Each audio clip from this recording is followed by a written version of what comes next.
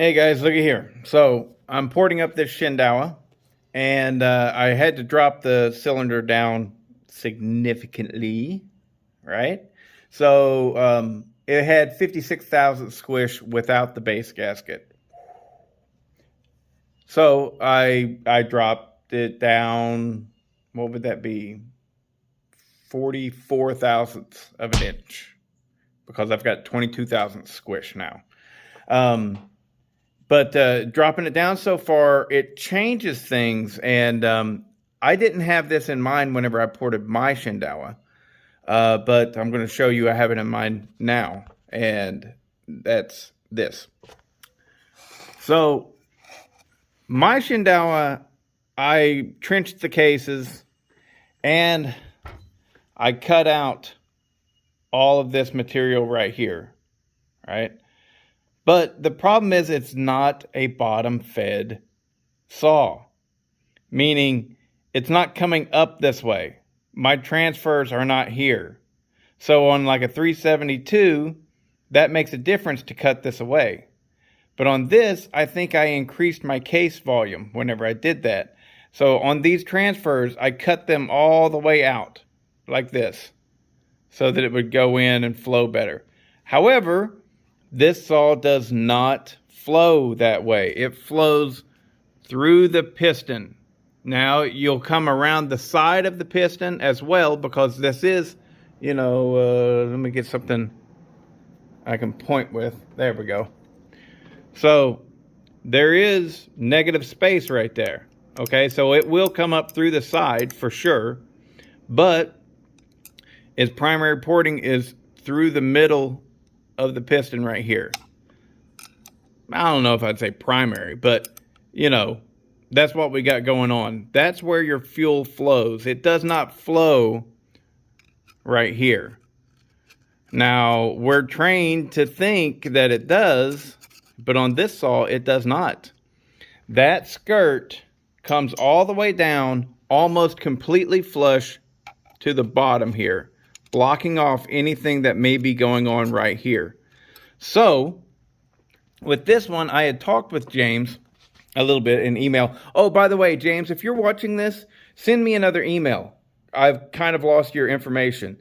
So, because I had an email debacle go on, long story short, the email address, if you go to my homepage on YouTube and go to About, it has the current email address on there, and it is bodiechainsaws@gmail.com. bodiechainsaws@gmail.com. So anyways, send me an email, and that way I've got your info and know where to ship this thing. What was I getting at? Oh yeah. So this piston, that's all the way down at bottom dead center right there. I measured the distance between the case and to the top of this opening. And because I set this down so far, what we see is we have room right there. That little spot above your bottom transfer is now blocking the windows on the piston. It's blocking that area. So, in order to have a best flow as possible, I will be grinding out the top portion of this bottom transfer. I will also widen the bottom transfers, because look how wide this is in comparison to this narrow spot right here. So I will widen that as well, but I am not going to cut this big chunk out like I did on my personal 757. And my theory is that this saw is going to run harder, better than the one that I did all that work on with trenching the cases and stuff like that. I feel like I shouldn't have done it. However, I did do it, and it runs great. It really does. But also with that one, my transfers, the upper transfers, had 16 degrees of blowdown. That was without touching the exhaust roof. And, well, this cylinder doesn't have that. it's got more likely 28 degrees of blowdown. And so I'm like, whoa. So what I'm going to do with this one is I'm going to have the blowdown at 18 or 20 degrees of blowdown.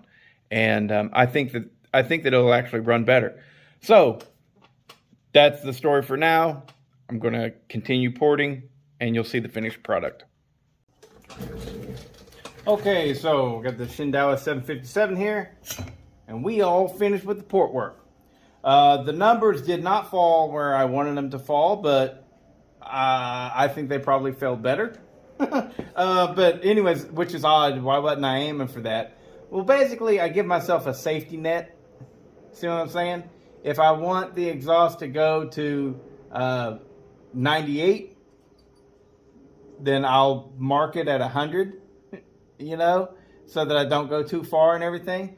Well, my last Shindaiwa, my own personal one, my numbers were 85 on the intake, 98 on the exhaust, and 16 degrees of blowdown. Well, with this one, I did things just a little bit different because every time you do something, you learn. And there's not a lot of people putting out stuff like this like there are like the 372. So there's no perfect formula that's been figured out by people. But what I figured out is like this intake is tiny, right? It is tiny. It already expands and opens up a little bit on the inside, which I don't really care for. I mean, it's barely doing it, so I'm fine with it. But if I make that bigger, I am slowing down the velocity of the air charge going through there. So I don't want to do that, but I need more fuel. So I lower it. And this one is lowered. The only thing that I did, there was a lip on the inside right here. It was like, it actually stuck up. It was a straight lip, and I cut that lip off. That's all I did. Made it smooth. And I'm at 89 on my intake. I'm at 89 degrees on my intake. So that gives me, what is it? It's like 178 degrees of duration for the intake. So right now, if there isn't, there should be all kinds of people, the wheels turning in your head and going, that's way too much. Oh, it screwed that up and blah, blah, blah. You should be saying that because conventionally we are told by the few handful of us that actually get out there and make YouTube videos, especially some of the really popular ones. They're saying, 78 on the intake, and that's I never go above that and stuff, But that's fine. That's perfectly fine and dandy, right? Well, this one's almost 90. Why is that okay? Because it's tiny. It's tiny. So instead of getting the fuel in by volume, we're getting it in by longevity of the port being open. Two different things. The reason that I prefer to get it in longevity of the port being open is because it's moving faster. Whereas if I was to bore this out, put a bigger intake on it, which I can't put a bigger intake. The intake is tiny too. That's the intake for it. Actually, I should show you that. That's the intake. Tiny. All right. So I could bore all these things out. Well, if I'm doing that, instead of, here we go. All right. Spitting the fuel with some velocity, I'm going, I don't want to do that. Whenever I want my fuel going in, I want it coming in rapidly. That's the way I want it, right? If you want it going in like, then you have it that way. There are benefits to it just puking in slowly. Typically, you get a saw that's less likely to have spit back. I think that's one of the things. It's moving slower, so you're going lower RPMs. You got more volume there to take up the pressure as the piston comes back down. Right. The other thing is, I do believe it. I think that it tends to make for a lower RPM torqueier saw. Could be wrong on that. But anyways, the exhaust is nice and big. I really opened it up a lot. We are at 97 on the exhaust, which is, this is a 73.5 cc saw, I think is what it is. 36 millimeter stroke, 97 on the exhaust that's going to be really nice. It's going to zing, bing, it's going to run, right? And then the intakes, I gave 22 degrees of blowdown. Here we go, we're doing it. And the only thing that I did to these transfers besides raise that top one, right? The bottom one, I raised the top of it so that it would line up with the windows on the piston. That's it. Where's my other thingy? There we go. That'll work. So, I wish you could see better. There we go. So of course I had to raise these a good bit, get them up there, but I also raised this. I didn't do anything else. Nothing. I didn't do anything else. Because every time you make them bigger, all right, every time you make them bigger, you're slowing down your charge. So I decided to keep it the same size of what it is. And it's big enough. It's going to flow in there fast and come shooting out, and I like it. Here's the exhaust work.